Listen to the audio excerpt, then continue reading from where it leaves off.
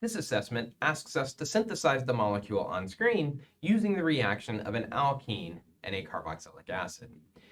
As a reminder, the reaction we're looking at here is going to take some carboxylic acid and some alkene, we'll just do some general structure here, and react with sulfuric acid to make a new bond between this oxygen and the more substituted carbon.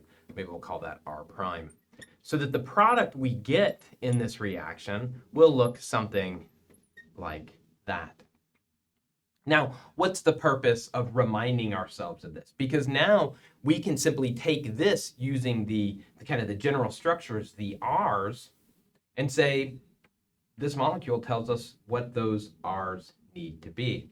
And so we can draw then the actual carboxylic acid that we might want to use. Unfortunately, we're going to have to draw a 7-membered ring.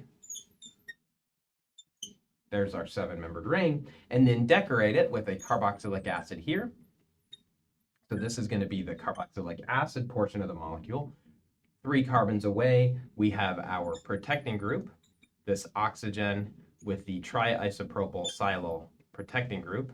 And again, one of the things you realize in a problem like this, and this is kind of realistic, it represents the types of chemistry that people will do on more complicated functional groups.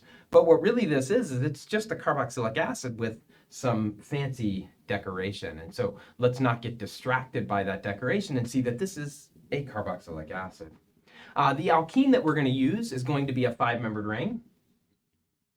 And we're going to form a bond with a carbon that has a methyl group attached. And so we can put the methyl group here. We usually are going to have the carboxylic acid attack the most substituted carbon. So we'll put our alkene here. If we protonate this alkene, we'll generate a carbocation here, and that's what will get attacked by the carboxylic acid. And so the reaction of these 2 molecules in the presence of sulfuric acid should result in the molecule on screen.